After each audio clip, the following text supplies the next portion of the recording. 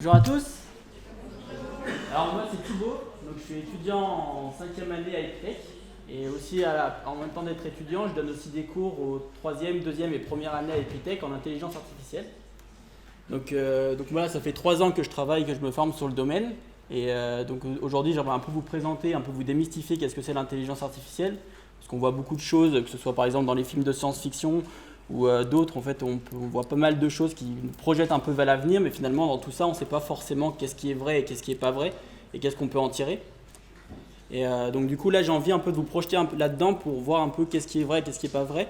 Et donc, on va commencer par un petit scénario. Donc, vous vous réveillez le matin, donc là, on est à peu près dans le futur, on est par exemple dans 5-10 ans, donc c'est assez relativement proche. Et donc, du coup, vous prenez votre petit déjeuner avant d'aller au travail. Et l'idée, c'est que vous allez aller à votre travail, non pas en voiture normale, mais dans une voiture autonome.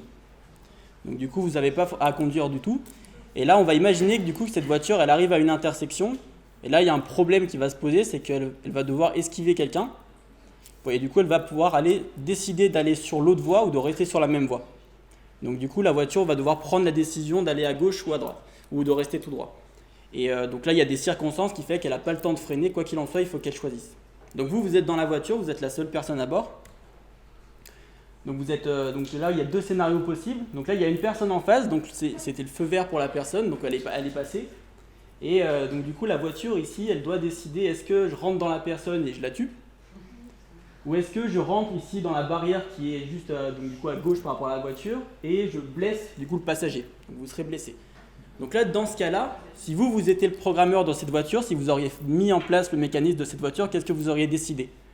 Donc pour le scénario où on change de voie, qui c'est qui prendrait ce scénario-là?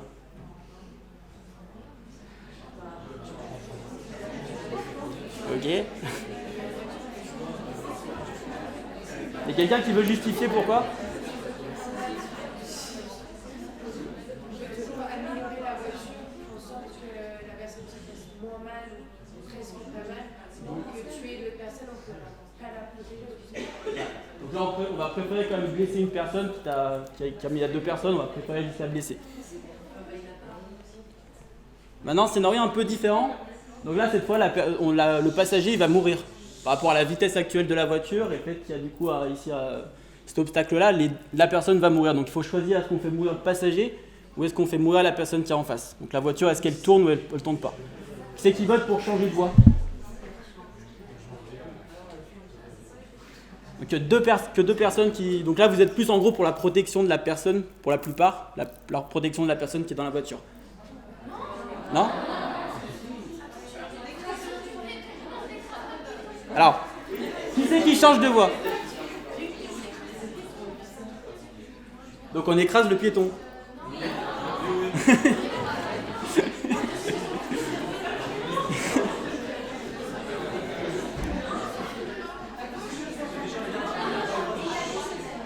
Ok, on complexifie. Donc maintenant il y a un enfant.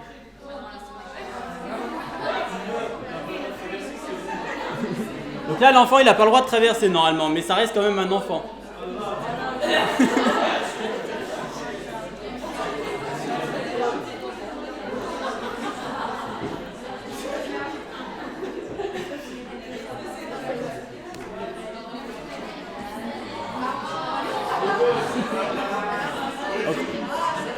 Donc là on a le choix entre l'enfant.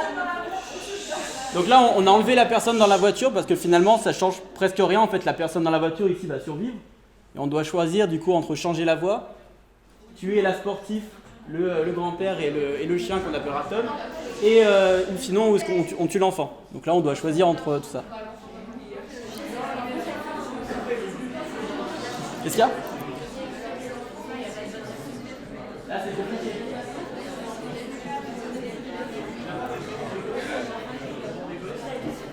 Et pour terminer, on peut aller encore plus loin. Imaginez qu'en fait, sur cette voie-là, en fait, il y avait un criminel qui était recherché par la police, par exemple.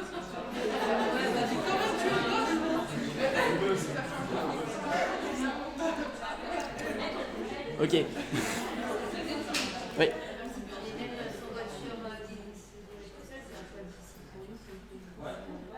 Mais le problème, c'est que comme on va justement aujourd'hui on est en train de créer ce genre de voitures autonomes. Par exemple aux États-Unis, l'entreprise Waymo, c'est une entreprise qui est créée par Google.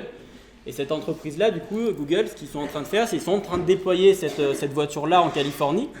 Et tout comme aujourd'hui, en fait, ici, vous prenez votre téléphone portable et vous commandez un Uber, en Californie, aujourd'hui, là, ils en sont à la phase où ils vont commencer à prendre leur portable pour appeler une voiture autonome pour venir les chercher. Donc du coup, c'est les personnes qui sont en train de créer ces voitures autonomes-là. La question, c'est est-ce qu'on doit se poser ces questions-là? Est-ce qu'on doit se dire qu'est-ce que je fais dans telle situation? Est-ce que je dois considérer les situations? Si on se dit qu'on n'a pas à les considérer, qu'on n'a pas à considérer qui c'est qu'on va écraser, on peut tout simplement se dire, quoi qu'il en soit, on fera comme ça. Et donc du coup, dans ce cas-là, on peut dire, oui, mais c'est injuste dans certaines situations, mais du coup, la question, c'est quelle situation est bonne ou quelle situation est mauvaise. Et on voit que même quand on a le choix, dans les exemples que je vous ai donnés, même dans ce genre de cas-là, on ne sait pas en fait vraiment quoi faire. Donc là, par exemple, c'est l'entreprise du coup Google qui fait ça avec ses voitures autonomes. Mais des voitures autonomes, il y en a déjà qui sont sur le marché et déployées aussi pour le grand public.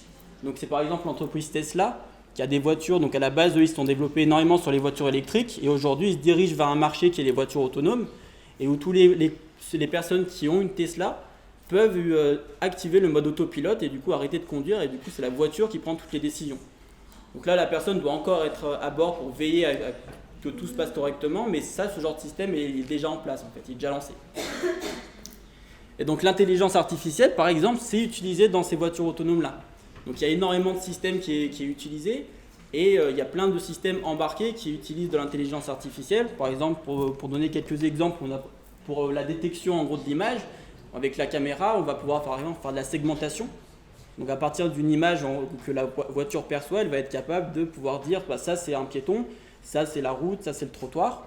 Et du coup, à partir du moment où on identifie par exemple le piéton, là, on peut peut-être potentiellement aussi identifier la personne. Tout à l'heure, avec les datas du Grand Lyon, on voyait qu'on pouvait avoir accès, par exemple, au flux de vidéos.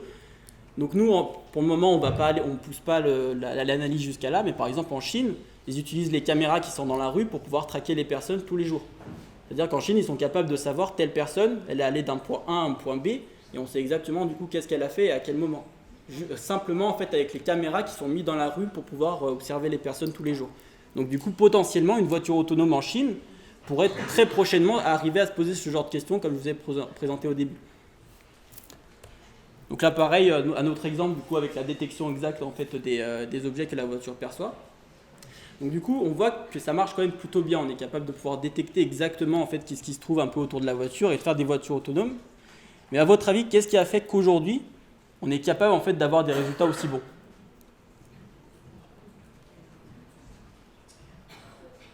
Personne n'a une idée? Elle était sur quoi la présentation juste avant? Les données. En fait, comme maintenant en fait, on a de plus en plus de données, déjà on va pouvoir les exploiter pour pouvoir apprendre de toutes ces données-là. Ensuite, on a eu la puissance de calcul. Donc là, on a deux choses importantes. On a le nombre de données qui devient vraiment astronomique sur lequel on peut se baser, et on a la puissance de calcul pour pouvoir analyser ces données-là.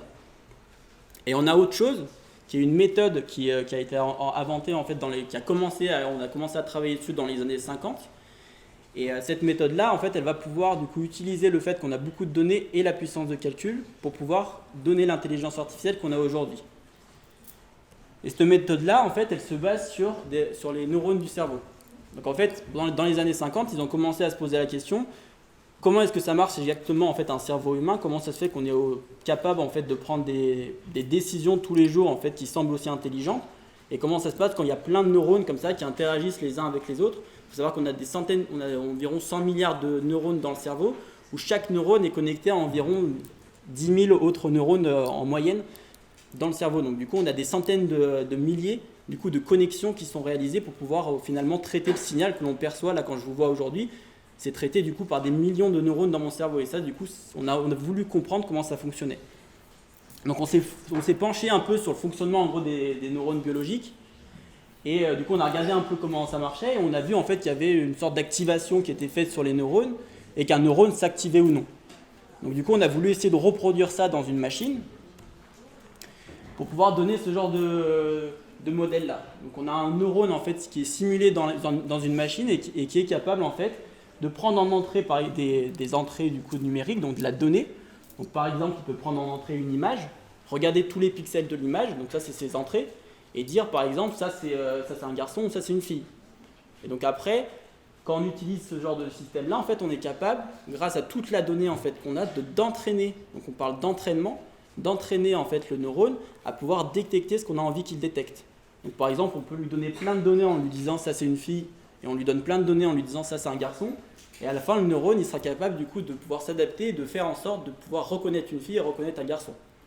Alors en pratique, pour pouvoir reconnaître du coup des images, on utilise non pas seulement un neurone, mais on utilise énormément du coup de neurones interconnectés, même là il n'y en a pas beaucoup par rapport à ce qu'il faudrait pour pouvoir détecter une image correctement, mais on utilise tous ces neurones interconnectés pour pouvoir à la fin prédire du coup qu'est-ce qui se trouve sur une image. Il y a des questions jusque là ou pas? Ok. Alors du coup ce système-là, ce qui est intéressant, ce système de neurones, c'est que ça peut être utilisé pour beaucoup de choses, mais pas seulement en fait pour les images, ça peut être utilisé pour d'autres choses. The progress with our system. As I said earlier, our vision for our system is to help you get things done. It turns out a big part of getting things done is making a phone call. You may want to get an oil change schedule, maybe call a plumber in the middle of the week, or even schedule a haircut appointment. You know, we are working hard to help users through those moments. We want to connect users to businesses in a good way. Businesses actually rely a lot on this, but even in the US, 60% of small businesses don't have an online booking system set up. We think AI can help with this problem. So let's go back to this example. Let's say you want to ask Google to make you a haircut appointment on Tuesday between 10 and noon. What happens is the Google Assistant makes the call seamlessly in the background for you. So what you're going to hear is the Google Assistant actually calling a real salon to schedule the appointment for you. Let's listen.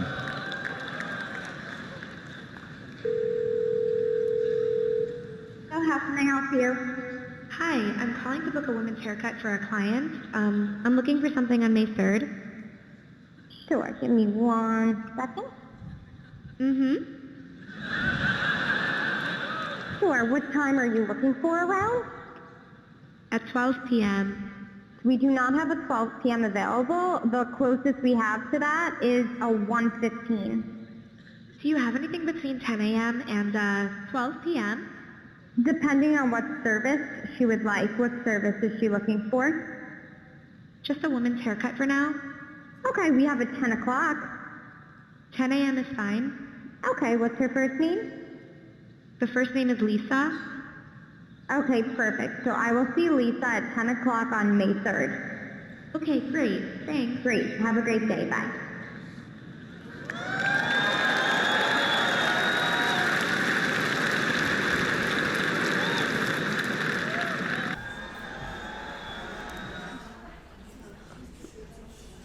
Donc là, en gros, ce qu'on vient de voir, c'est du coup une intelligence artificielle qui appelle pour pouvoir réserver une séance. Et du coup, ce qui est intéressant ici, c'est qu'il y a énormément d'IA qui est utilisé. Donc on a par exemple la reconnaissance déjà de ce que la personne dit de l'autre côté du fil. On a ensuite du coup, on traduit en fait ce qu'elle a dit en texte. À partir du texte qui est à l'intérieur de l'ordinateur, on essaye du coup de trouver une réponse qui est adéquate. Et une fois qu'on a la réponse adéquate, on génère de l'audio, ou on génère du coup l'IA qui est en train de répondre en fait à la personne en face. Et donc du coup là, on n'est plus sur de l'image. Mais certaines en fait des briques technologiques qui ont été utilisées ici, c'est exactement les mêmes briques technologiques qui sont par exemple utilisées pour la reconnaissance d'image. En fait, ce système où on s'est inspiré en gros de la manière dont le cerveau fonctionnait, on l'applique également sur ce genre de données-là. Et en fait, là, comment on a créé par exemple cette IA, c'est qu'on avait plein de personnes qui ont parlé en lisant un texte. Donc du coup, on a vu comment à partir d'un texte une personne parlait. Et ensuite, on a entraîné du coup une IA à partir d'un texte à parler exactement comme les personnes parlaient, grâce à tous les exemples et à toute la donnée qu'on a pu accumuler jusqu'à là.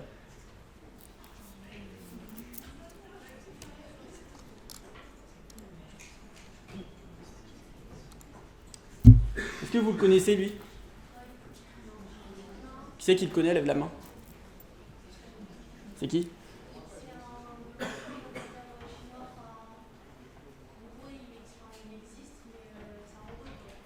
Ouais, en fait, il n'existe pas en fait. C'est même pas un robot. En fait, c'est même pas un robot, il est directement simulé en fait en image. C'est-à-dire que là, j'ai pas forcément la vidéo, et là c'est un présentateur en fait, du coup, en Chine qui parle automatiquement pour présenter en fait le programme. Et donc c'est toutes des images en fait qui sont synthétisées et générées pour créer une vidéo. Donc ça crée à la fois la voix et à la fois l'image, et c'est une vidéo du coup qui est cohérente pour pouvoir en fait présenter du coup un programme. Et donc là on a presque plus besoin du coup de personne pour pouvoir présenter un programme à la télé. On peut directement le générer automatiquement.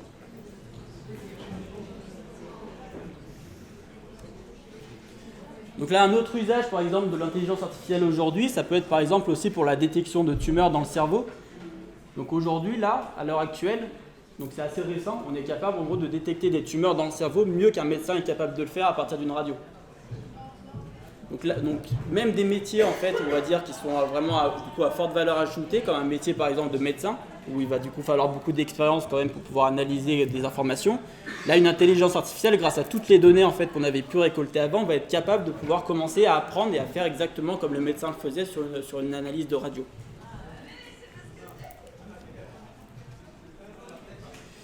Du coup, de l'intelligence artificielle, vous en utilisez beaucoup.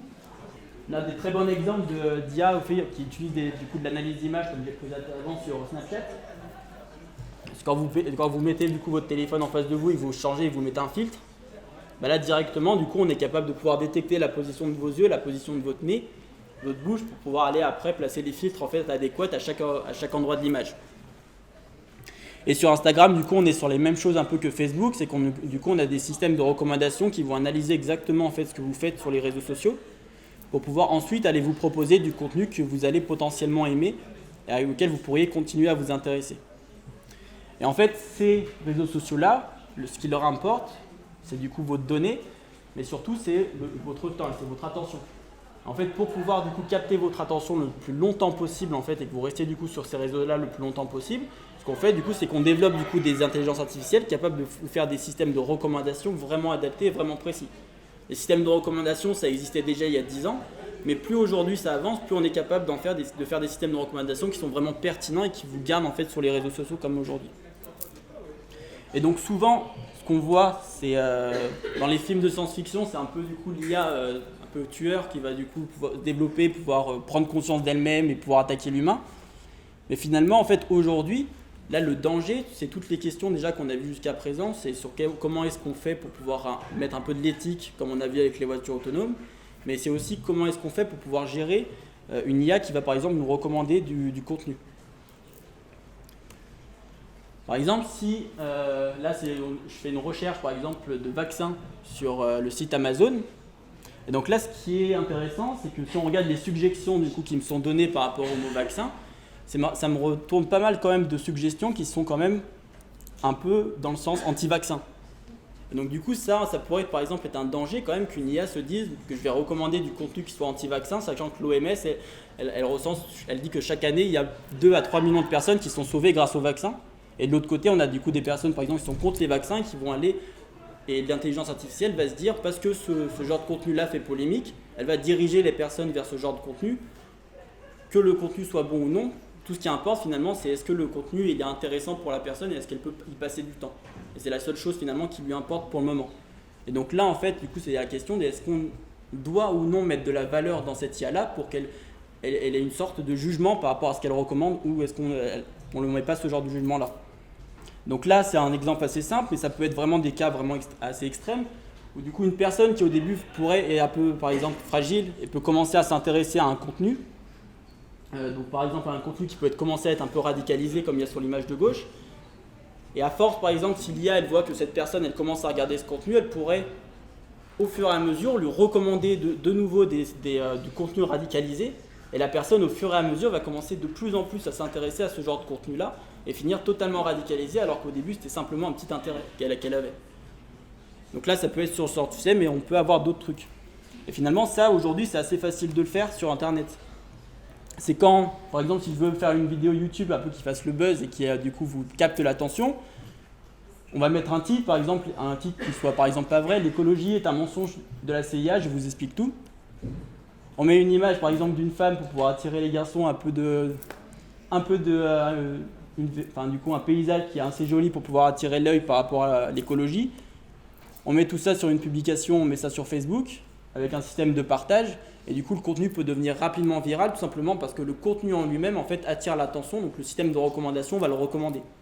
Donc là pareil, on se demande est-ce que le système de recommandation doit prêter attention vraiment au contenu, est-ce qu'il est vrai ou non avant de pouvoir le partager.